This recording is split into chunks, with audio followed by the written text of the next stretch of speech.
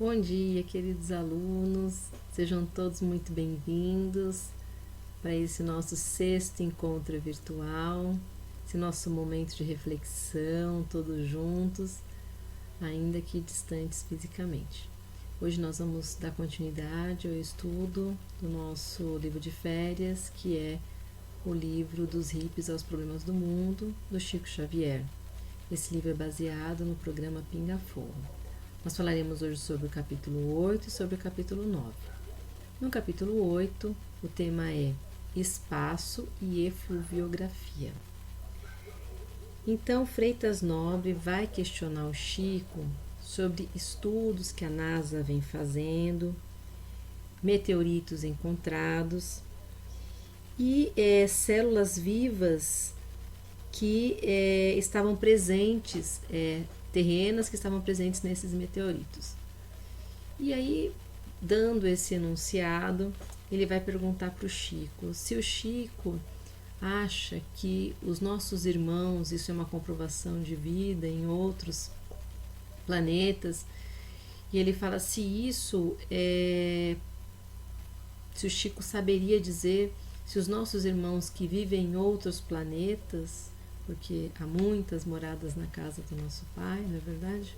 Como Jesus nos ensina, se eles têm semelhanças físicas, fisiológicas e fisionômicas conosco. Chico vai dizer que as oportunidades que ele teve de ver irmãos desencarnados, ele notou que havia sim semelhanças conosco, aqui encarnados na Terra. Mas que lá no próprio livro dos Espíritos, os Espíritos vão nos dizer que, dada a condição evolutiva, a vibração, o espírito ele pode estar encarnado com algumas diferenças nos mais diversos planetas. Lembremos que o perispírito ele se adapta à condição vibracional de cada planeta que ele estiver encarnado.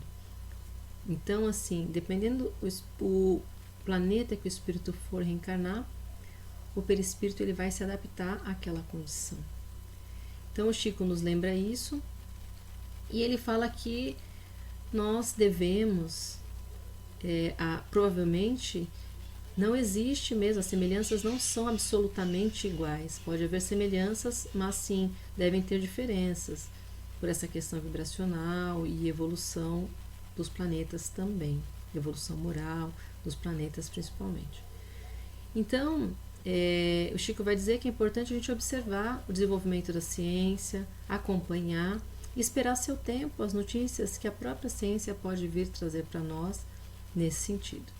A próxima pergunta desse capítulo, quem vai fazer é o Dr. Hernani. Ele vai falar de um casal na União Soviética que estava pesquisando sobre a aura. E ele pergunta qual a relação disso, qual a importância disso para a doutrina espírita. Chico vai falar que esse estudo da aura, assim como outros, vem falar também do estudo do corpo bioplasmático, que nada mais é do que o nosso perispírito.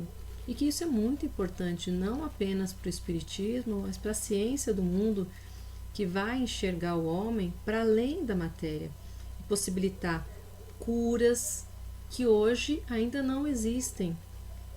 E é um avanço muito importante essa aliança da ciência com a espiritualidade, enxergando o homem para além da matéria, abre-se uma perspectiva muito grande de avanço científico. Ele traz também uma situação importante, uma reflexão importante, que ele fala, muitos pensam que o corpo físico, a mente, ela só existe se houver vida biológica, vida física no corpo físico. Ele fala, em nós, espíritas, sabemos que essa é uma condição que não é verdade. Já para nós já é uma verdade irrefutável, que a mente é do espírito. A mente sendo do espírito, através do perispírito, capta essas mensagens e transmite para o cérebro, para o corpo físico, as informações, os pensamentos da mente. Então, o espírito, como a mente é dele, então a mente existe, ainda que não haja vida no corpo físico, porque a vida do espírito continua para além da morte física. Então são reflexões importantes, e ele fala que quanto mais avanços nessa área, só vem a somar não apenas para o espiritismo, mas para toda a humanidade, possibilitando curas e avanços científicos muito importantes. Aí nós vamos para o próximo capítulo, que é o capítulo 9, que ele vai falar sobre a juventude. Quem vai fazer o questionamento é Durval. E ele pergunta, ele fala que o homem, geralmente entre 16 e 23 anos, se torna muito rebelde, e que depois ele acaba se adaptando. Isso significa que ele evoluiu ou se acomodou, né? E o Chico vai dizer que os jovens nada mais são do que espíritos.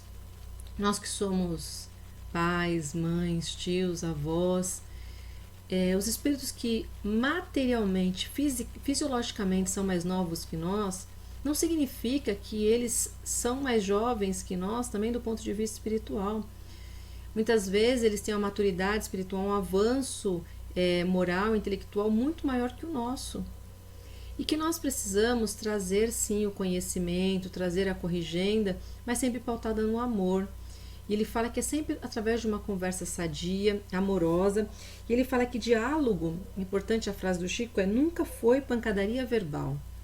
E que a comunicação nunca foi uma censura sistemática. Então que nós não devemos censurar sistematicamente o comportamento do jovem, mas observar, ajudar, orientar para que ele seja quem ele é e não viver sendo podado sistematicamente por nós, porque cada um tem as suas inclinações e as suas virtudes. Estamos todos aqui para aprender e evoluir juntos. E na família, fundamentalmente, esse núcleo principal para isso. E que o diálogo é o caminho para que essa rebeldia possa ser amenizada. Quando o jovem se sente compreendido, amado, ouvido, o Chico fala que é um caminho para que se amenize essa questão da rebeldia, às vezes, porque ele se sente incompreendido. Então nós vamos finalizar por aqui. Agora nós vamos refletir sobre as duas questões que foram enviadas para vocês. Eu quis fazer esse preâmbulo dos 2 capítulos para que a gente possa refletir as 2 questões.